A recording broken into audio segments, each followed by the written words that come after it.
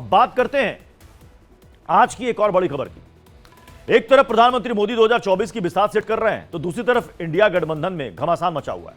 तोड़फोड़ की राजनीति चल रही है। बिहार के पूर्व मुख्यमंत्री कर्पूरी ठाकुर के 100वीं जयंती पर आज पटना में एक कार्यक्रम था, जहां नीतीश कुमार भी पहुंचे। इस दौरान उन्होंने केंद्र सरकार को धन्यवाद दिया, क्योंकि कर्पूरी ठाकुर को भारत रत्न दिया जाना है, और प्रधानमंत्री मोदी के फैसले की उन्होंने तारीफ की। पहले वो बयान आप सुन लीजिए। सब लोगों को हम अनुरोध करते रहे, लिखते रहे कि भाई जननायक कर्पूरी ठाकुर जी का भारत रत्न प्रदान किया जाए। अभी लोग नहीं करते थे, लेकिन कल कर दिया है, तो मुझे खुशी है। मैं इसके लिए केंद्र सरकार को और प्रधानमंत्री जी को भी मैं बधाई देता हूं कि उन्होंने स्वीकार कर लिया। रामनाथ ठाकुर जी को भी फोन कर दिए प्रधानमंत्री जी, तो हमको सब यही फोन किए हैं, तो हमको तो खुशी है। हमको तो फोन नहीं किए हैं, लेकिन सब प्रेस के माध्यम से हम भी उनको बधाई दे देते हैं। तो एक तरफ नीतीश कुमार इंडिया गठबंधन का हिस्सा बताते हैं, कई बार विपक्षी एकता की अगुवाई भी नीतीश नहीं की है, लेकिन अब नीतीश कुमार अपने बयान में प्रधानमंत्री नरेंद्र मोदी की तारीफ करते दिख रहे हैं। दूसरा, परिवारवाद पर निशाना साध रहे हैं, और राजनीतिक गलियारों में कहा यह जा रहा है कि कहीं ना कहीं ये कांग्रेस और लालू परिवार को निशाना बना रहे हैं। अब लोग ये सवाल पूछ रहे हैं कि आखिर नीतीश कुमार के मन में चल क्या रहा है। बात कर्पूरी ठाकुर जी की हो रही है, तो नीतीश कुमार का एक और ट्वीट भी आप देख लीजिए। मंगलवार रात 9:14 पर नीतीश कुमार ने ट्वीट करते हुए लिखा कि कर्पूरी ठाकुर को भारत रत्न केंद्र सरकार का एक अच्छा निर्णय है। हमारी वर्षों की मांग पूरी हो गई। लेकिन फिर मंगलवार रात 10:50 पर नीतीश कुमार उस पुराने ट्वीट को हटा देते हैं, डिलीट कर देते हैं। फिर पोस्ट लिखते हैं, कर्पूरी ठाकुर को भारत रत्न के लिए पीएम मोदी को धन्यवाद। यानी 1 घंटे 46 मिनट के भीतर नीतीश के इस 2 सोशल मीडिया पोस्ट ने बिहार की सियासत में भूचाल ला दिया। सुनिए क्या कुछ कह रहे हैं बीजेपी के सहयोगी बिहार के पूर्व मुख्यमंत्री जीतन राम मांझी। हम लोगों को भी सुनने में आ रही है बात, और नीतीश कुमार जी का तो एक चरित्र रहा है, जिसके लिए लालू जी ने बहुत अच्छा टाइटल दिया है पलटू राम का। तो जब पलटू राम रहे ही हैं, एक बार जब अपने पलट करके अपना चरित्र को समाज में दिखला दिया है, तो दूसरा बार और तीसरा बार और चौथा बार पलटने में क्या दिक्कत हो सकती है। जब भारतीय जनता पार्टी बड़ी पार्टी है, और वो अगर उनको लेने की बात करती है, तो हम लोग उसमें कोई ऑब्जेक्शन नहीं करेंगे। बीते रोज ही नीतीश कुमार अचानक से राज्यपाल राजेंद्र विश्वनाथ से मिलने राजभवन पहुंच गए थे, और यह मुलाकात करीब 50 मिनट तक चली थी। इसको लेकर भी सियासी हलचल तेज थी। कहा जा रहा है कि नीतीश कुमार लोकसभा चुनाव से पहले कुछ बड़ा दांव खेल सकते हैं। अब जरा हाल की घटनाओं पर भी नजर डाल लेते हैं। बीते साल नीतीश कुमार ने मोतिहारी के सेंट्रल यूनिवर्सिटी के दीक्षांत समारोह में पीएम मोदी की तारीफ की थी। नीतीश कुमार ने उस वक्त कहा था कि 2014 में जब नई सरकार बनी, तब जाकर उनकी बात मानी गई, पहले मेरी बात नहीं सुनी गई थी। इसका नतीजा क्या हुआ? उस दौरान इंडिया गठबंधन के नेता ये सोचने लगे कि आखिर ये क्या हुआ, कहीं नीतीश कुमार फिर से तो नहीं पलट जाएंगे। फिर 23 जनवरी को अचानक से राजभवन जाकर राज्यपाल से मिलने पहुंच गए, जिसको लेकर विरोधी ये कहने लगे कि नीतीश ने लालू को हर्ट किया, और लालू हैरान हो गए। वहीं आज प्रधानमंत्री मोदी की तारीफ एक बार फिर उन्होंने कर दी। मतलब नीतीश कुमार कब क्या करेंगे, उनके मन में क्या चल रहा है, ये कोई नहीं जानता। और हाल ही में उन्होंने ललन सिंह को अध्यक्ष पद से हटाकर खुद जेडीयू की कमान संभाल ली। और वैसे भी नीतीश कुमार सरप्राइजिंग लीडर के तौर पर जाने जाते हैं, और सवाल है कि क्या नीतीश कुमार फिर से कोई बड़ा सरप्राइज तो नहीं देने वाले हैं। अब नीतीश का वो बयान भी सुनिए जब उन्होंने बीते साल मोदी सरकार की तारीफ की थी। अब जितने लोग हमारे हैं सब साथी है, छोड़िए ना भाई, हम अलग हैं आप अलग है, छोड़ो एक से क्या हमरा तो दोस्तिया कहियो खत्म होगा। जब तक हम जीवित रहेंगे आप लोगों के साथ भी मेरा संबंध रहेगा, चिंता मत करिए। और सब मिल करके सब हो करके इसको तेजी से करवा दीजिए, और खूब बढ़िया हो जाएगा, तो इतना खुशी होगी और खूब अच्छा लगेगा। अब एक तरफ नीतीश कुमार ये संकेत दे रहे हैं कि वो गठबंधन से अलग हो सकते हैं, तो दूसरी तरफ पश्चिम बंगाल के मुख्यमंत्री ममता बनर्जी ने साफ ऐलान कर दिया है कि वो अकेले ही चुनाव लड़ेंगी।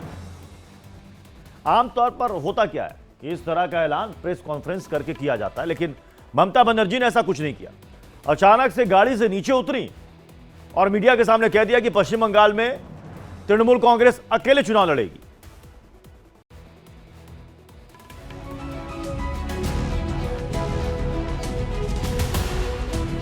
– 2024 के चुनावी समर से पहले पश्चिम बंगाल की मुख्यमंत्री ममता बनर्जी ने इंडिया गठबंधन को बड़ा झटका दिया है। ममता ने साफ ऐलान कर दिया है कि 24 का चुनाव वो अकेले लड़ेंगी।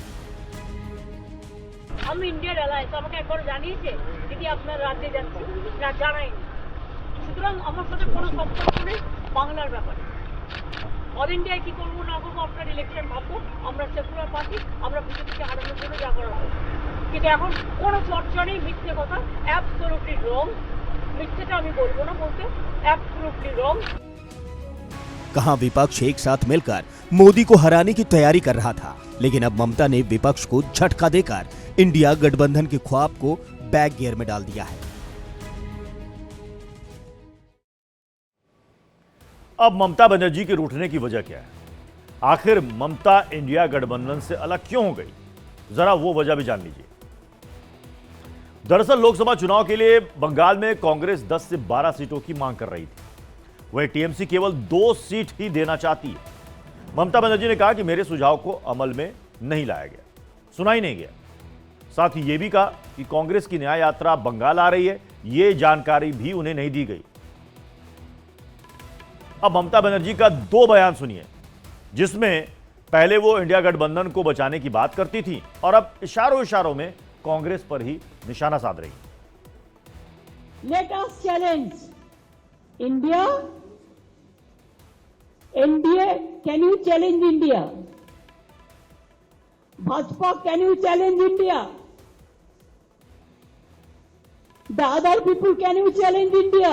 इंडिया को बचाना है, देश को बचाना है। हमको बहुत असम्मान मिलते हैं, लेकिन तब भी जितना लीडर है रीजनल पार्टी को, मैंने क्या बोला? रीजनल पार्टी को इलेक्शन रीजनल पार्टी के ऊपर छोड़ दो, जो रीजनल पार्टी स्ट्रांग है, और 300 सीट में आप अकेला लड़ो, हम मदद कर देगा, हम आपका कोई सीट में हम नहीं लड़ेंगे। वो लोग क्या कहते हैं, हमको जो मर्जी हो हम करेंगे। तो सुना आपने किस तरह ममता बनर्जी के सुर बदल गए। लेकिन सवाल यह है कि आखिर ममता बनर्जी के जाने से इंडिया गठबंधन को कितना बड़ा नुकसान होगा? आखिर ममता बनर्जी इंडिया गठबंधन के लिए कितनी महत्वपूर्ण है? गठबंधन का नाम इंडिया हो, यह प्रस्ताव ममता बनर्जी ने ही दिया था। ममता बनर्जी ने ही चौथी बैठक में देश में पीएम पद के उम्मीदवार खड़गे हो, यह प्रस्ताव भी दिया था। पश्चिम बंगाल में सीटों के आधार पर देश में तीसरे नंबर का यह बड़ा राज्य है। बंगाल की 40 सीटों में से टीएमसी ने 22, कांग्रेस ने 2 सीटें जीती थी। बंगाल में वैसे 22 लोकसभा सीटें हैं। केजरीवाल, उद्धव, अखिलेश सहित कई नेताओं से उनके अच्छे संबंध हैं और पहले भी बंगाल की सियासत ने ममता की नाराजगी की खबरें देखी हैं। दिल्ली में जब इंडिया गठबंधन की वीडियो कॉन्फ्रेंसिंग के जरिए मीटिंग थी, तब ममता उसमें शामिल नहीं हुई थी। बंगाल में सीट शेयरिंग को लेकर हुई बैठक में भी टीएमसी नहीं आई थी। वहीं बंगाल में बैठे कांग्रेस के नेता खुलकर दीदी के खिलाफ मोर्चा खोले हुए हैं, जबकि दिल्ली में बैठे नेता और राहुल गांधी डैमेज कंट्रोल में जुटे हैं। सुनिए क्या कुछ कह रहे हैं अधीर रंजन चौधरी और राहुल गांधी। उनसे कौन भीख मांगने गया पता नहीं, हम लोग तो भीख मांगने नहीं गए। ये ममता बनर्जी खुद कह रहे कि हम गठबंधन करके चुनाव लड़ेंगे। ये दोनों सीट हमारे पास है, उनकी दया की कोई जरूरत नहीं है हमें। आप अपने दम पर लड़ सकते, चल सकते, कुछ भी कर सकते। ये और नहीं चाहते कि गठबंधन हो। तो हमारा सीट नेगोशिएशन है वो चल रहा है, उसका रिजल्ट आएगा, कंक्लूजन आएगा, उसके बारे में मैं यहाँ कमेंट नहीं करना चाहता हूँ। बट हमारा ममता जी के साथ मेरा पर्सनल और पार्टी का बहुत अच्छा रिश्ता है। हाँ, थोड़ा थोड़ा होता रहता है, कभी कोई उनका कोई बोल देता है, हमारा कोई बोल देता है। These are natural things, these are not things that are going to disrupt anything.